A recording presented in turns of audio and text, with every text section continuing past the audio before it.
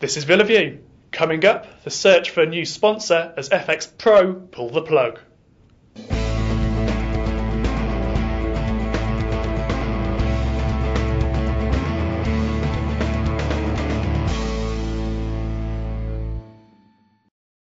Hello and welcome to Villa View. I'm Paul Bradley and I'm joined by Greg Evans in for Matt Kendrick. Hi Greg. Paul.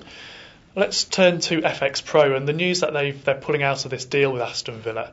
Can you explain to us how this has all come about and what it means? Well, as we remembered last summer, FX Pro signed a record-breaking deal with Villa to be their new shirt sponsor. It was the biggest deal that Villa have ever signed with sponsors. It was Randy Lerner's first official sponsorship with the club. But yeah, they after signing a 3-year deal, they come to Villa and asked if they could lower down prices for the next 2 years, which Villa were not willing to renegotiate with. So they've decided by the end of the season that they're going to part company on mutual consent. So some Villa fans may have looked at it and thought this is a bit of a blow to Villa, huge deal, and now FX Pro are pulling out. That's not necessarily the right way of looking at it, is it? Don't think so, Paul. No, it doesn't strike me as a blow too much to the club. I think that Villa are a massive club and they can attract some big sponsors. I think by the start of next season, they'll happily have someone in place. And you've obviously kind of spoken to quite a few people at Villa Park. And what's your feeling in terms of them finding a sponsor? Is it something that they're panicking about, or is it something that seems to be under control already? I think it seems to be under control. They've got a good commercial team there. They've got lots of links, and as I said, they're a very big football club, and I don't think they'll have any problems finding another sponsor. I get the impression that they've got something sorted, or at least in the pipeline for the start of next season. And one thing that may disappoint Villa fans a little bit is that it seems that FX Pro are going to stay with Fulham, and they've ditched the Villa.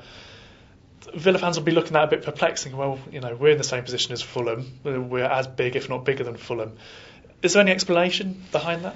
No, I mean, I wouldn't. If I was a Villa fan, I wouldn't really look too much into it. They signed a 3-year deal.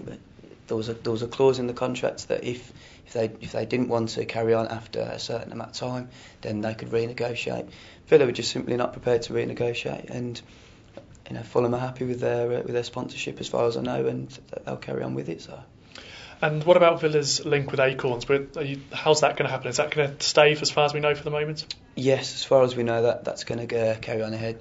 Villa work extremely well with Acorns. They have lots of player visits, and they work very hard with the charity. So as far as we know, they're going to carry on. And just lastly, in terms of Villa's finances and a potential new sponsorship deal, should Villa fans be fairly confident that the money will be there for new signings and new players' wages with a deal coming up as a sponsorship? Yeah, as far as we know, I mean, I wouldn't have thought the sponsorship deal would have too much of an effect on the transfer activity. I think Gerard Houllier will be pretty confident that should he remain in charge next season, then he'll have a fair bit of money to spend. We've seen this season that Randy Lerner's prepared to put his hand in his back pocket while shelling out all that money for Darren Bent and big money for John McCoon. So I don't think it'll be too much of a problem. Great. Well, thanks for that today, Greg. And thank you for watching. We'll be back next week with more Villa View.